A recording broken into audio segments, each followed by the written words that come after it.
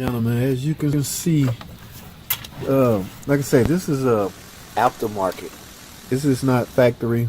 I can almost assume somebody put this on, they over torqued it, over tightened the 10mm bolts and cracked this. Okay, because all the coolant was coming from up in this area, and it was dripping down on top of the water pump, which can easily lead you to believe that the water pump is leaking, which when in fact it's coming from this is called a crossover tube. Okay, and this is a thermostat in the housing. So what I have here is a new crossover tube I'm about to install and a new thermostat housing. Okay, it's fairly easy, at least it looked easy. I gotta get this motor mount up and out the way, and it should be visible right here. Alright, so without wasting any time, like I say, I'm replacing it because it's leaking under pressure, and while the car is running, a lot of coolant is just spilling right here. Right underneath it is the water pump. So if you look down under there, it would appear that the water pump is leaking, when in fact it was coming from here. So let me get to replacing this, and I'll try to film as much as I can. Let's get to it. You will need a jack stand to support the engine up, because we're about to remove this motor mount right here. We got to get it out the way. All right, so let's take all these bolts off. Okay, 3 up top, up front, and 2 in the rear. Let's remove these bolts because the motor mount engine support has to come off. All right, so simply get that out your way. Now you have another motor mount right here. We have 16mm heads on a 13. We got to get that out the way, and then we will be able to gain access to this crossover tube that we are about to replace. Let's get it. All right, let's get this mount out.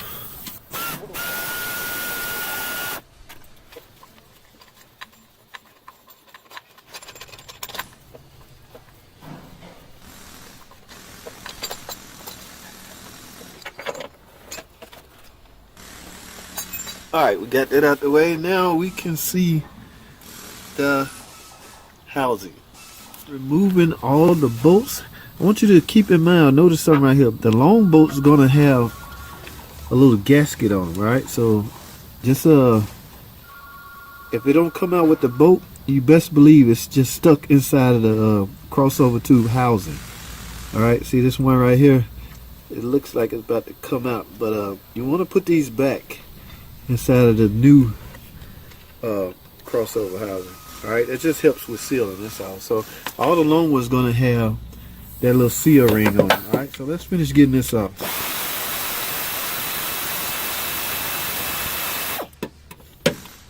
Okay, now we're gonna take all these bolts out.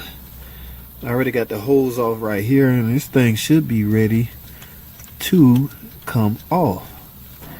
Let's find out. Again, I highly suspect it's cracked.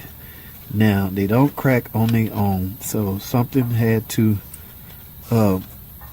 trigger that. Same with our oil filter adapter housing, man. They said a lot of those failures was internal, or not internal, well, it was self-inflicted. Okay, lube guys was possibly tightening them up too tight. There is a torque spec on them.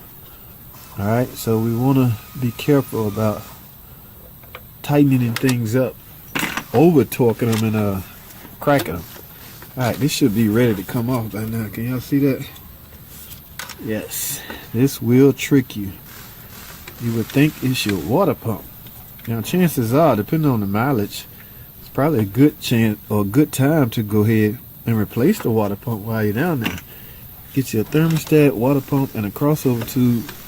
Well, the crossover tube is not really a wear item, so it's not. It don't just wear. Here it is, ladies and gentlemen, your crossover tube. It may be hard to visibly see the crack, but this thing was leaking like right up in this area with the new thermostat and housing on it. So this is the part that we replaced. It's a stress crack on here. Alright, so I'm not going to waste time, and I'm not going to waste time filming installing it. Here's the new one. Simply reverse the removal procedure and you should be home free. Don't forget, you're going back in with a new thermostat housing. Don't forget also to bleed the coolant system when you're done. Here's the bleeder screw right here, and that should about do it. always test drive your car after everything done.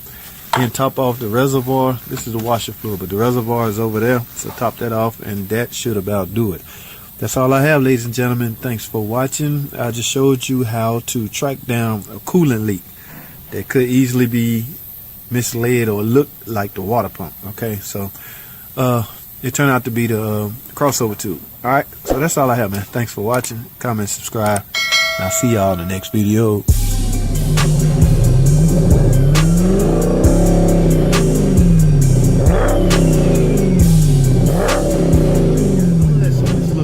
While I speak on this, guys, I'm getting ready to replace this water pump. I'm actually replacing it, pulling it off right now, as you can see.